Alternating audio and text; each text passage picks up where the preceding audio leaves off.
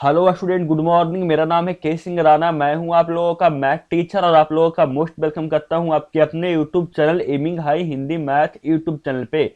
Student, आज हम देखें केमिस्ट्री का चैप्टर नंबर 4 रासायनिक गतिविधि केमिकल काइनेटिक्स का। आज हम लोग एमसीक्यू क्वेश्चन देख रहे हैं जो कि बहुत ही एग्जाम की दृष्टि से बहुत ही महत्वपूर्ण है, इसलिए वीडियो को बिल्कुल लास्ट देखिएगा। जो स्टूडेंट चैनल पर नए होंगे चैनल को सब्सक्राइब कर लीजिए और बेल आइकन भी दबा लीजिए, इससे आगे आने वाले वीडियो का नोटिफिकेशन आप लोगों को सबसे पहले मिलेगा।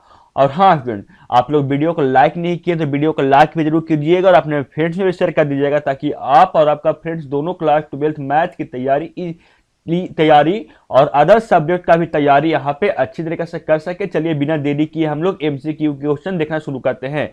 फर्स्ट नंबर क्वेश्चन आप लोगों को रासायनिक गतिकी यानी का केमिकल काइनेटिक्स का आप लोगों को स्क्रीन के सामने दिख रहा है। बताइएगा, इसका आंसर पता होगा तो जितना भी क्वेश्चन का आप लोगों को आंसर पता होगा उस क्वेश्चन का आंसर आप कमेंट बॉक्स में जरूर दीजिएगा। चलिए मैं फर्स्ट नंबर क्वेश्चन आप लोगों को पढ़ कर बताता हूं कि फर्स्ट नंबर क्वेश्चन में आप लोगों से क्या कहा जा रहा है। फर्स्ट नंबर क्वेश्चन में आप लोगों से कहा जा रहा है स्टूडेंट, प्रथम कोटि की अभिक्रिया के लिए वेग स्थिरांक की इकाई निम्नलिखित में क्या होती है। आप लोगों से पूछा जा रहा है प्रथम कोटि की अभिक्रिया के लिए वेग स्थिरांक की इकाई निम्न में से क्या होती है। ऑप्शन ए में है पर सेकेंड, ऑप्शन बी में मोल पर लीटर पर सेकेंड, ऑप्शन सी में है मोल पर लीटर पर सेकेंड, ऑप्शन डी में मोल पर लीटर सेकेंड। बताइए कि कौन सा सही आंसर होगा। तो बता दूंगा स्टूडेंट का सही आंसर वो ऑप्शन नंबर ए है। प्रथम कोटि अभिक्रिया के लिए वेग स्थिरांक की इकाई निम्नलिखित में जो होती है वो पर सेकेंड होती है, यानी ऑप्शन नंबर ए क्या होगा, बिल्कुल सही होगा।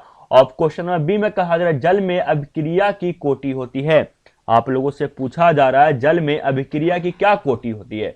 ऑप्शन ए में 3, ऑप्शन बी में 2, ऑप्शन सी में 1 और ऑप्शन डी में 0। कौन सा सही आंसर होगा जो ये बताइएगा आप लोग। मैं आप लोगों को बता दूं कि जल में अभिक्रिया की जो कोटि होती है वो होती है 0, यानी सही आंसर है वो ऑप्शन नंबर डी होगा। चलते हैं आगे और देखते हैं third number question. Third number question आप लोगों को स्क्रीन के मैं सीधे लेकर चलता हूं और देखिए थर्ड नंबर क्वेश्चन में आप लोगों से क्या कहा जा रहा है। थर्ड नंबर क्वेश्चन में आप लोगों से कहा जा रहा है ना स्टूडेंट कि द्वितीय कोटि की अभिक्रिया के लिए वेग स्थिरांक की इकाई निम्न में से क्या होती है। ऑप्शन आप लोगों को स्क्रीन के सामने है। बताइए कि आप लोगों को द्वितीय कोटि की अभिक्रिया के लिए वेग स्थिरांक की इकाई निम्न में से क्या होती है। मैं बता दूं आप लोगों को कि द्वितीय कोटि की अभिक्रिया के लिए वेग स्थिरांक की जो इकाई होती है वो होती है आप लोगों को क्या, मोल पर लीटर पर सेकेंड, यानी सही आंसर है ऑप्शन नंबर ए, बिल्कुल सही आंसर। चलते हैं आगे और देखते हैं four number question. Four number question में आप लोगों से कहा जा रहा है अभिक्रिया H2 प्लस I2 जो बन रहा है अभिक्रिया करके वो बन रहा है 2HI का सम्यक स्थिरांक Kp पर निर्भर करता है। ऑप्शन ए में पूर्ण दाब पर, ऑप्शन बी में उत्प्रेरक पर, ऑप्शन सी में H2 तथा I2 के मात्रा पर, ऑप्शन डी में तापक्रम पर। बताइएगा कि कौन सा सही आंसर होगा। तो स्टूडेंट, ये जो अभिक्रिया H2 प्लस I2 है जो अभिक्रिया करके 2HI बन रहा है समय स्थिरांक Kp पर जो निर्भर करता है ना, वो करता है आप लोगों को किस पे, वो करता है आप लोगों को H2 तथा I2 की मात्रा पर, यानी सही आंसर है वो ऑप्शन नंबर सी होगा। आगे कहा जा रहा है 5 नंबर क्वेश्चन में क्या देखिए, प्रथम कोटि अभिक्रिया के लिए T जो है वो हाफ है का मान होगा। आप लोगों से ये पूछा जा रहा है। ऑप्शन ए में कहा जा रहा है क्या 0.6 बटे के, ऑप्शन बी में 0.693 बटे के, ऑप्शन सी में 0.683 बटे के और ऑप्शन डी में 0.10 बटे के। बताइएगा कि प्रथम कोटि अभिक्रिया के लिए T1/2 का मान क्या होगा, होता है। मैं आप लोगों को इसका आंसर तो इसका जो सही आंसर है स्टूडेंट वो आप लोगों को क्वेश्चन नंबर 5 का वो आप लोगों को ऑप्शन नंबर बी है, यानी 0.693 बटे के, यानी सही आंसर ऑप्शन बी है। आप लोग जानते थे कि नहीं ये कमेंट बॉक्स में आप लोग बताइएगा। चलते हैं आगे और देखते हैं क्वेश्चन नंबर 6। क्वेश्चन नंबर 6 में क्या कहा जा रहा है आप लोगों को स्क्रीन के सामने। क्वेश्चन नंबर 6 ये रहा। क्वेश्चन नंबर 6 में आप लोगों से कहा जा रहा है शून्य कोटि की अभिक्रिया के लिए आप लोगों से पूछा जा रहा है कि शून्य कोटि की अभिक्रिया के लिए कौन सा ऑप्शन सही है। Option A, option B, option C, option D, कौन सा सही आंसर होगा जो ये आप लोगों से पूछा जा रहा है। मैं बता दूं आप लोगों को कि शून्य कोटि के लिए जो आप लोगों को शून्य कोटि की अभिक्रिया के लिए जो होता है वो होता है टी हाफ, जो होता है वो डायरेक्टली प्रोपोर्शनल होता है 1/अल्फा का, यानी 1/a का, यानी सही आंसर ऑप्शन नंबर बी होगा। आप लोगों को पता था कि नहीं, ये भी आप लोग कमेंट करके बताइएगा। चलते हैं आगे, देखते हैं क्वेश्चन नंबर 7। क्वेश्चन नंबर 7 में आप लोगों से कहा जा रहा है क्या, कि किसी वस्तु के प्रतिक्रिया करने की दर निर्भर करता है, किस पे निर्भर करता है? ऑप्शन ए में परमाणु भार पर, ऑप्शन बी में समतुल्य भार पर, ऑप्शन सी में अनुभार पर, और ऑप्शन डी में सक्रिय भार पर। बताइए कि कौन सा सही आंसर होगा। तो बता दूं आप लोगों को, किसी वस्तु की प्रतिक्रिया करने का दर जो निर्भर करता है ना स्टूडेंट, वो आप लोगों को करता है किस पे? सक्रिय भार पर, यानी सही आंसर होगा ऑप्शन नंबर डी। चलते हैं आगे अब देखते हैं क्वेश्चन नंबर 8। 8 नंबर क्वेश्चन आप लोगों को स्क्रीन के सामने ये रहा। 8 नंबर क्वेश्चन क्या कह रहा है देखिए। क्वेश्चन नंबर 8 आप लोगों को यह कहा जा रहा है, एक अभिक्रिया ए उत्पाद का वेग स्थिरांक 1.2 इंटू 10 के पावर -2 मोल पर लीटर पर सेकेंड है। यदि अभिक्रिया ए की सांद्रता 0.5 मोल पर लीटर है तो अभिक्रिया की दर क्या होगा? आप लोगों को ऑप्शन स्क्रीन के सामने दिख रहा है, बताइए कि कौन सा सही आंसर होगा जो इसका, अगर जानते हैं तो। और जो स्टूडेंट नहीं जानते हैं वो कॉपी पे लिख भी लीजिएगा क्वेश्चन के साथ साथ इसका आंसर। इसका जो सही आंसर होगा वो होगा ऑप्शन नंबर बी, 1.2 इंटू 10 के पावर -2 मोल पर लीटर पर सेकेंड। ये आप लोगों को बिल्कुल सही आंसर है। चलते हैं आगे और देखते हैं क्वेश्चन नंबर 9। क्वेश्चन नंबर 9 में आप लोगों से कहा जा रहा है, प्रथम कोटि की अभिक्रिया के लिए वेग स्थिरांक का मात्रक है। ऑप्शन ए में है मोल पर लीटर, ऑप्शन बी में मोल पर लीटर पर सेकेंड, ऑप्शन सी में है पर सेकेंड, और ऑप्शन डी में है मोल पर लीटर पर सेकेंड। बताइए, लीटर मोल पर सेकेंड, बताइएगा कि कौन सा सही आंसर होगा। प्रथम कोटि की अभिक्रिया के लिए वेग का स्थिरांक का मात्रक क्या है? तो मैं आप लोगों को बता दूं कि प्रथम कोटि की अभिक्रिया के लिए वेग स्थिरांक का जो मात्रक होता है वो होता है आप लोगों को क्या, वो होता है पर सेकेंड, यानी सही आंसर होगा ऑप्शन नंबर सी। चलते हैं आगे और देखते हैं क्वेश्चन नंबर 10। क्वेश्चन नंबर 10 आप लोगों को स्क्रीन के सामने दिख रहा है। क्वेश्चन नंबर 10 क्या कह रहा है देखिए। क्वेश्चन नंबर 10 में आप लोगों से क्या कहा जा रहा है, एक सेकंड रुकिएगा, मैं यहाँ पे क्या हुआ, हाँ देखिए 10 नंबर क्वेश्चन आप लोगों को स्क्रीन के सामने ये रहा। क्या कहा जा रहा है जो पढ़िए। 10 नंबर क्वेश्चन में आप लोगों से कहा जा रहा है ना, ये क्वेश्चन पढ़िए 10 नंबर का, इसका आंसर आप लोग कमेंट बॉक्स में बताइए तो कौन सा आंसर सही होगा। क्वेश्चन पढ़कर आप लोग अगर बता सकते हैं तो इसका मन बताइए कि ABCD में से कौन सा इसका सही होगा आंसर। और जो स्टूडेंट बता दी उनके लिए बहुत बहुत अच्छा, जो स्टूडेंट वो क्वेश्चन पढ़ के आंसर नहीं बताया, मैं बता दूं उनके लिए सही आंसर क्वेश्चन नंबर 10 का है, वो आप लोगों को है जाकर ऑप्शन नंबर बी, यानी इसका सही आंसर होगा 1 नंबर, बिल्कुल सही।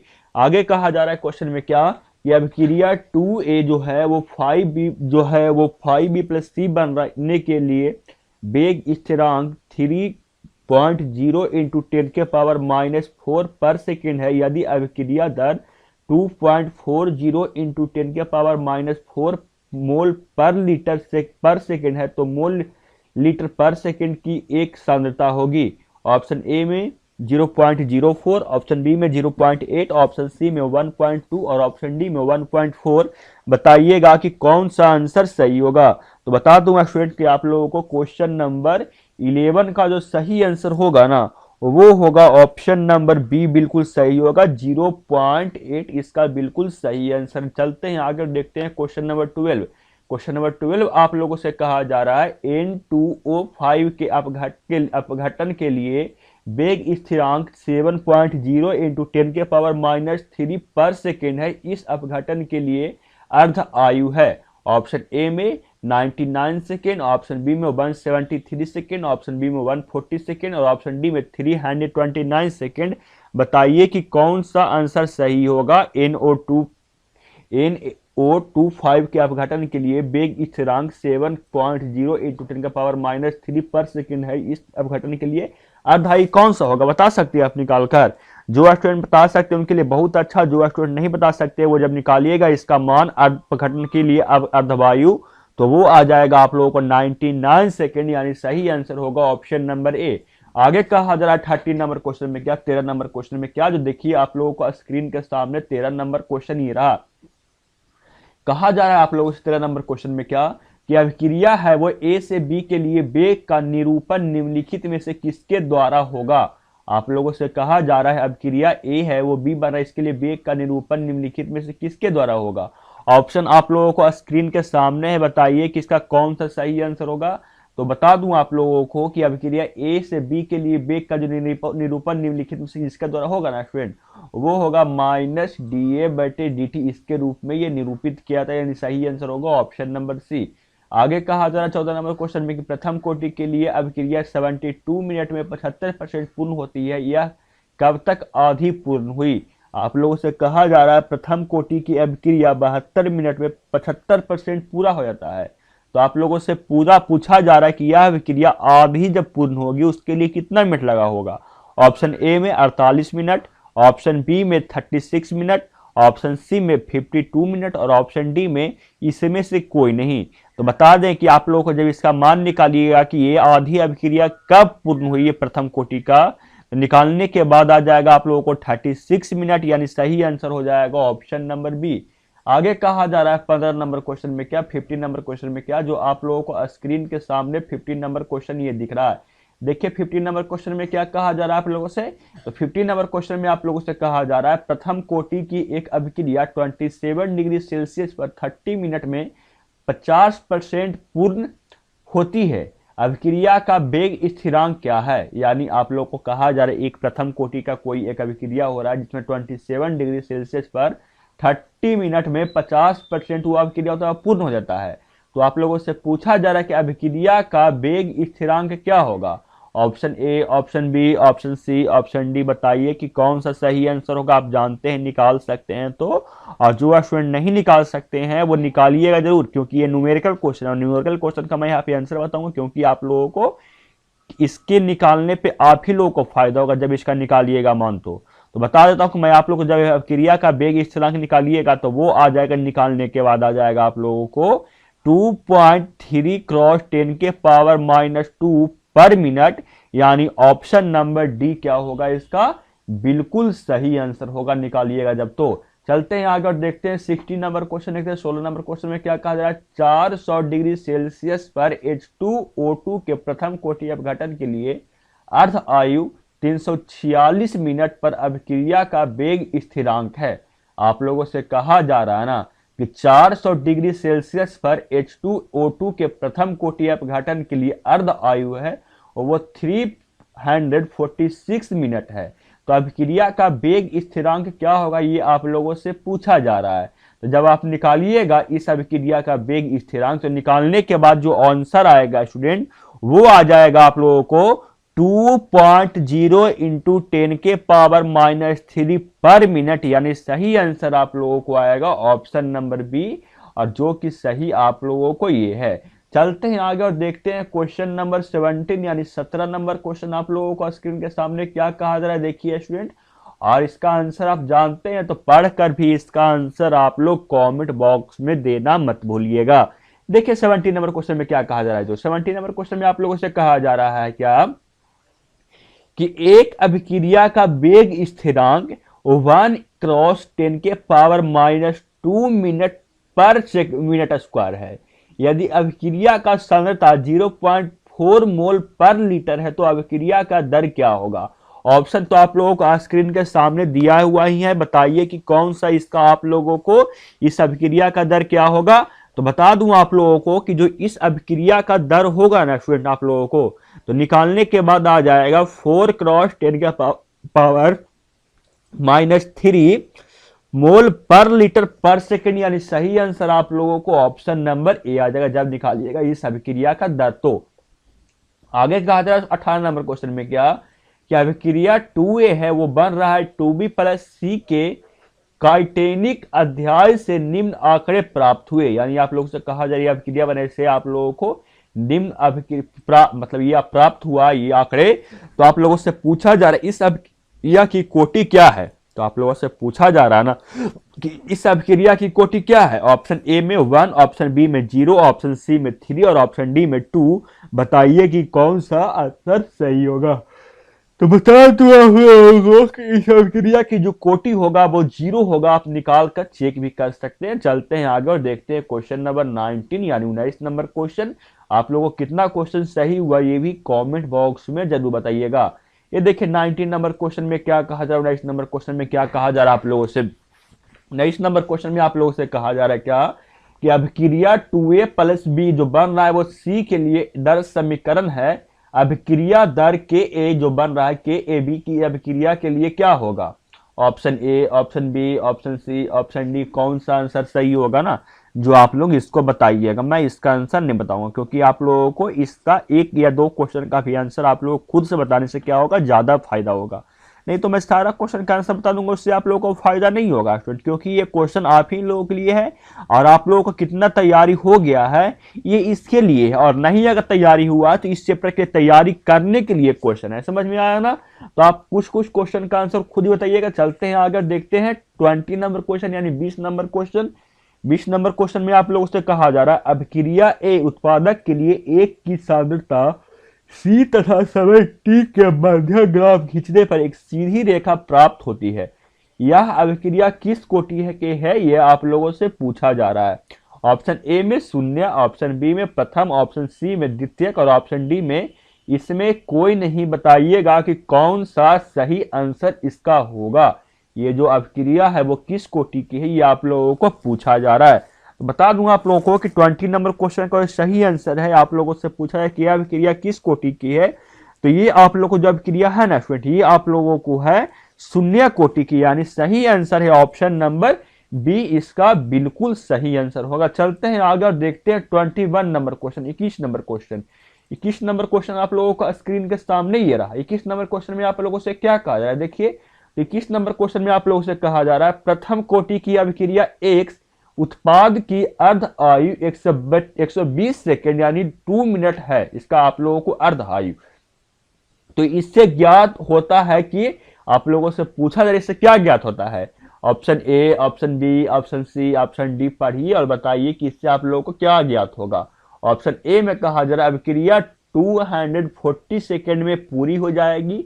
ऑप्शन बी में 240 सेकेंड में अभिक्रिया को 75% मात्रा उत्पादन में बदल जाएगा। ऑप्शन सी में अभिक्रिया की विशिष्ट अभिक्रिया दर 2.9 की क्रॉस 10⁻³ पर सेकेंड है।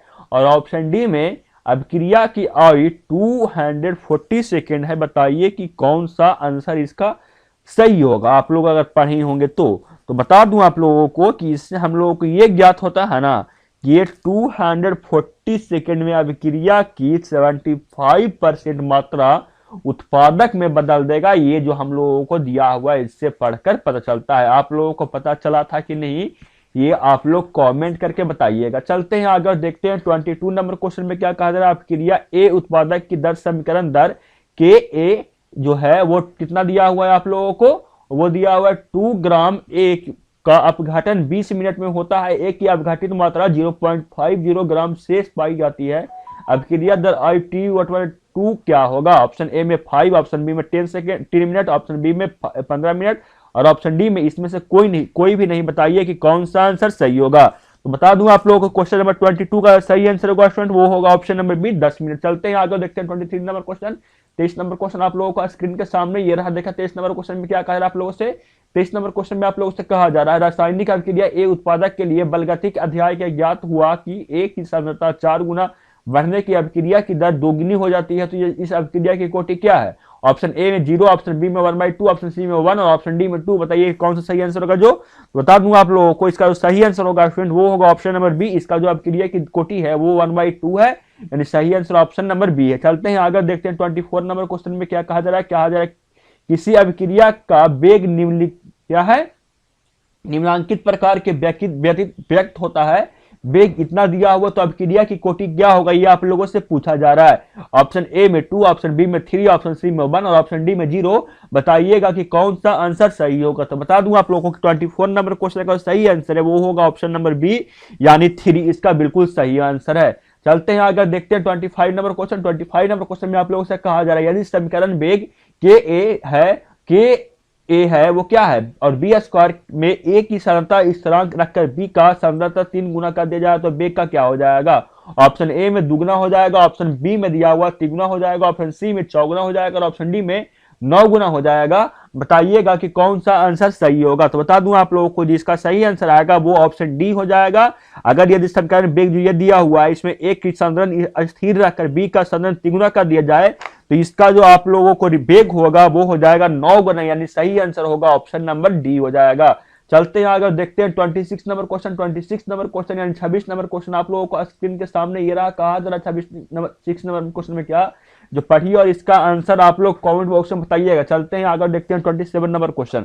27 नंबर क्वेश्चन आप लोगों को स्क्रीन पे दिख रहा है, बताइए क्या कहा जाए इसका आंसर आएगा। जो 27 नंबर क्वेश्चन में आप लोग से कहा जा रहा है अभिक्रिया ए के लिए पाया गया कि अभिक्रिया की दर दुगनी हो जाती है जब ए का सांद्रण 4 गुना हो जाता है। इस अभिक्रिया में ए की कोटि होती है। ऑप्शन ए में 0, ऑप्शन बी में 1, ऑप्शन सी में 0 और ऑप्शन डी में 1/2। बताइएगा कि कौन सा सही आंसर होगा। तो बता दूं आप लोगों को कि 27 नंबर क्वेश्चन का सही आंसर आएगा स्टूडेंट वो आएगा ऑप्शन नंबर ए। इसकी जो आप लोगों को इस अभिक्रिया की जो कोटि होती है होगा वो होगा आप लोगों को 0, यानी सही आंसर आप लोगों को ऑप्शन नंबर ए होगा। 28 नंबर क्वेश्चन में कहा जा रहा है एक अभिक्रिया का वेग समीकरण है, वेग जो है ये दिया हुआ, इस अभिक्रिया की कोटि क्या है आप लोगों से पूछा जा रहा है।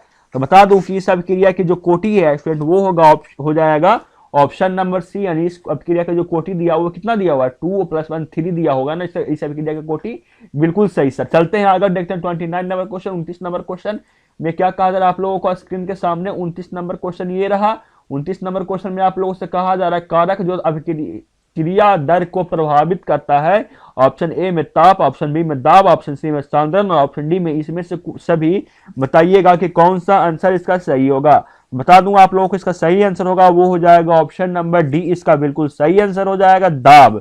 समझ में आ गया ना, समझ में आ गया सर। चलते हैं आगे, सॉरी स्टूडेंट इसका सही आंसर होगा वो होगा ऑप्शन नंबर डी होगा, यानी इसमें से सभी होगा। समझ में आया ना। इसका जो कारक जो अभिक्रिया दर के प्रभावित करता है वो ताप पर भी प्रभावित होता है, दाब पर भी प्रभावित होता है, सांद्रण पर भी प्रभावित होता है। सही आंसर होगा ऑप्शन नंबर डी।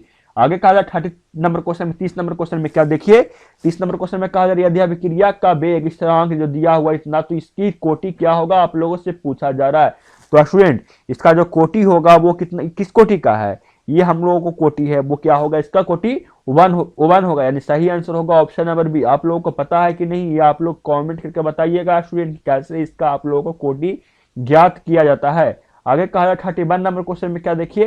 31 में कहा जा रहा है आप लोगों से यदि प्रथम कोटि की अभिक्रिया के लिए एक प्रारंभिक सांद्रण तथा के दर स्थिरांक हो तो अर्ध आयुकाल है। ऑप्शन आप लोगों को स्क्रीन के सामने दिया हुआ है, बताइए कि कौन सा आंसर सही होगा।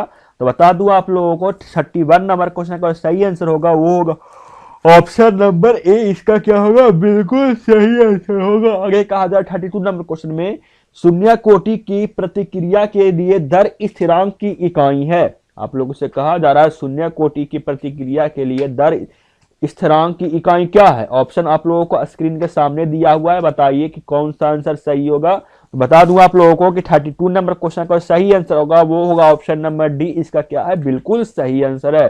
चलते हैं आगे 33 नंबर क्वेश्चन। 33 नंबर क्वेश्चन आप लोगों को स्क्रीन के सामने 33 नंबर क्वेश्चन ये रहा।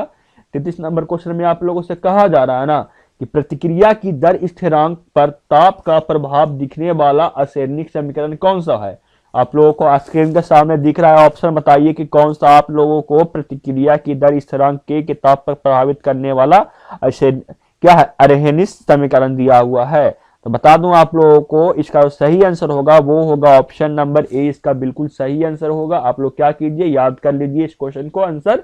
चलते हैं आगे, देखते हैं 34 नंबर क्वेश्चन। 34 नंबर क्वेश्चन में आप लोगों से कहा जा रहा है यदि किसी प्रक्रिया के अर्ध आयुकाल कांस्टेंट पाया गया तथा प्रारंभिक सांद्रण में स्वतंत्र है तो प्रक्रिया की कोटि क्या होगा आप लोगों से पूछा जा रहा है। और ये सब क्वेश्चन बहुत ही इंपॉर्टेंट है, ये आप लोगों से बोर्ड एग्जाम पूछे जाने की बहुत ही संभावना है। तो क्या कीजिएगा इस क्वेश्चन को आप कॉपी में जरूर लिखिएगा।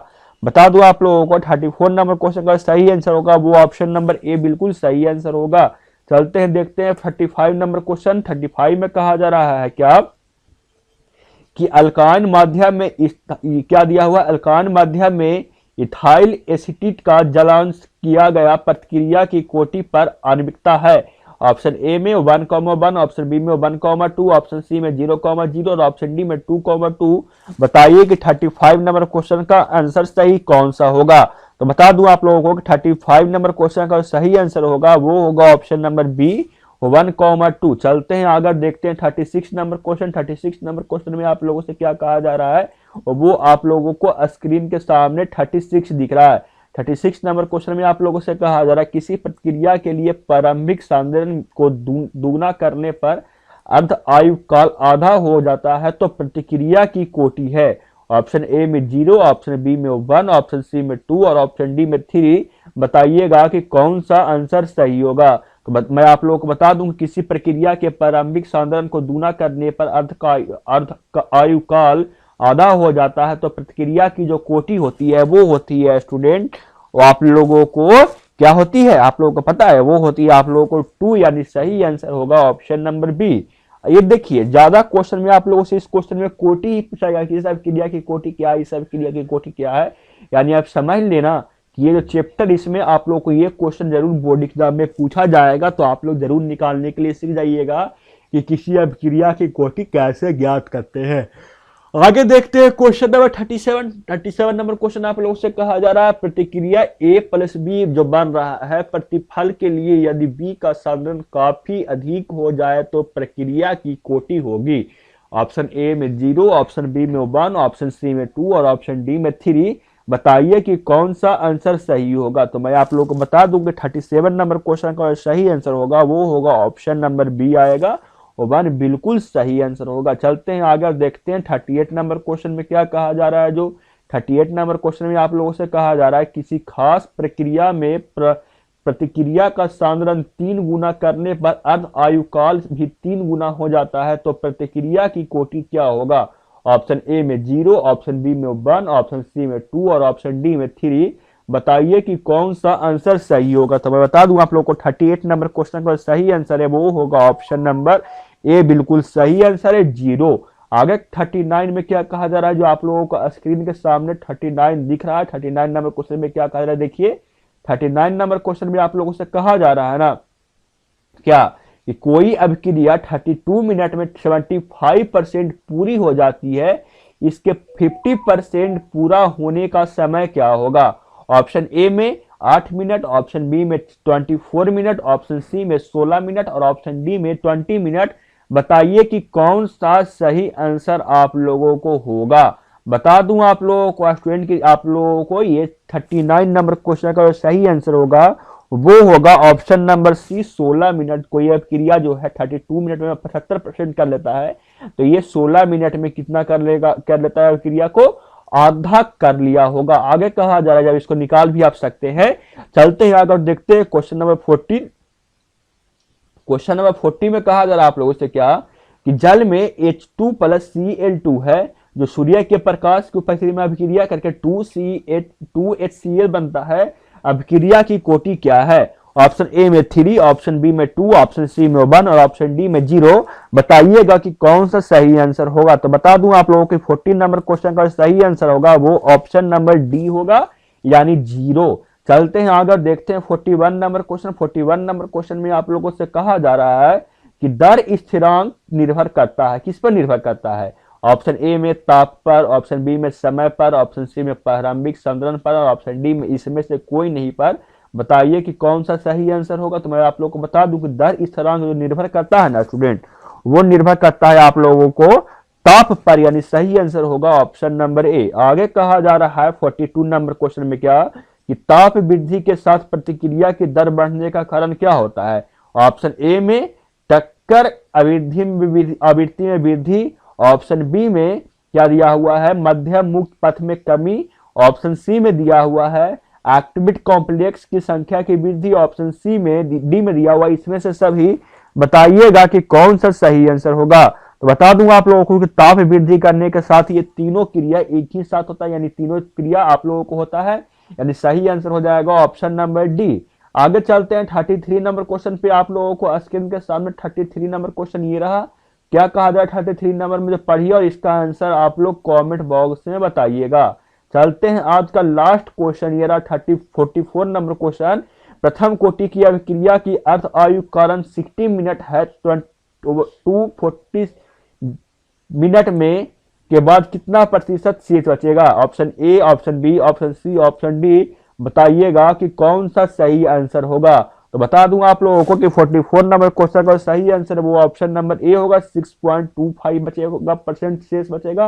तो बताइए वीडियो कैसा लगा कमेंट करके। वीडियो अच्छा लगा होगा तो वीडियो को लाइक कर दीजिएगा, अपने फ्रेंड्स में शेयर भी कर दीजिएगा, और जो स्टूडेंट चैनल पर नए होंगे चैनल को सब्सक्राइब भी कर लीजिएगा, बेल आइकन दबा लीजिएगा। मिलते हैं आपसे अगले वीडियो में इसी का पार्ट 2 लेकर 45 से 19 नंबर क्वेश्चन तक। तब तक के लिए पढ़ते रहिए, सीखते रहिए, समझते रहिए। जय हिंद, वंदे मातरम।